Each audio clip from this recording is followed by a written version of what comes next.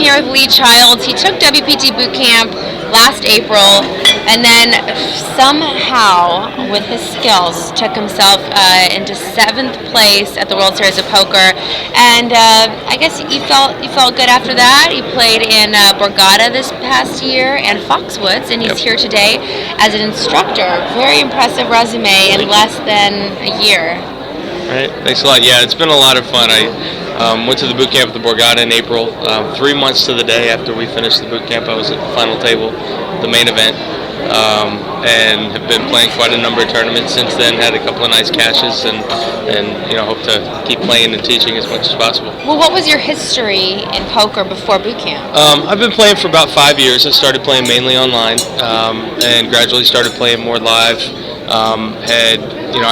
I read a lot of books, so I really learned the game by reading and playing online. I played a lot of hands online and experimented with a lot of different styles. And then coming to the boot camp in April, it actually kind of helped me kind of refocus. I had this kind of mix of different styles in my game. My wife was the first one to point that out. She said, you've got too many different things that you're trying all at once. And then when I came to the boot camp, it really helped me refocus on some of the basics and just kind of get it all back together. And I think it really started coming together. I won a couple of online tournaments, decided to take a few months off of work, actually quit my job, and then went out for the main event and what a just year. playing and teaching. Yeah. So what's like the biggest thing you learned, the most important thing that you learned last April at boot camp? I think probably discipline. Patience and discipline in a deep stack tournament is so important. Just in avoiding marginal situations, looking for better spots to, when you're in those, best case is a coin flip and worst case is you're dominated, try to look for a better spot than that and just try to make every decision, focused on winning the tournament. You mentioned that your wife kind of noticed that you had a ton of different styles. Do you guys play together? We don't play together. She doesn't play, but she understands the game very well. We talk about it a lot, but she doesn't play. And today, you guys have a huge tournament. There's obviously an amazing mix of pros playing against these students. What are your thoughts on that, and what do you think your chances are of going deep in it? Well, I always like my chances. I have confidence in my game.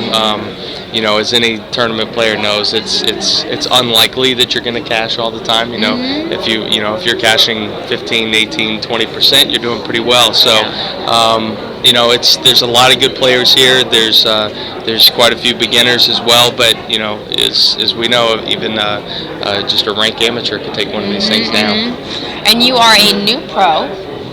Who would you I guess you compare yourself to as far as the 20 pros here? Who is your game most similar to? Oh wow, it's probably a combination. I think listening to some of the things that TJ says. I certainly don't compare myself on the skill level to TJ, but listening to his game, it's a little mix of the old school, I think. And I think my foundation is very similar to guys like TJ and Doyle, because, those are some of the books that I read that when I was first getting started. And I don't like wasting chips in marginal situations and things like that. And TJ makes a big point to say, don't waste those chips early. Those are chips you can use to double up, triple up, later on. So, but I think I probably have, a little more gamble than some of them, but for most part, it's that tight, aggressive style, and just kind of sitting back, playing tight early on, and then looking for spots later to steal some chips and make some plays. Well, if you could recommend one book that you read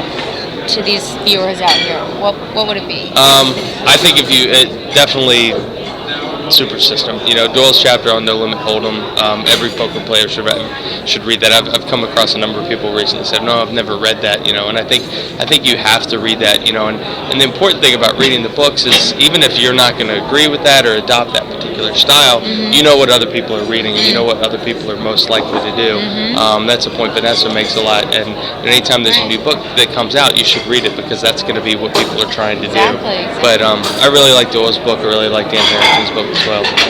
Well, Lee, thank you so much. It was really great to meet you. All right, thanks a lot. You don't need it, but good luck. All right, thanks.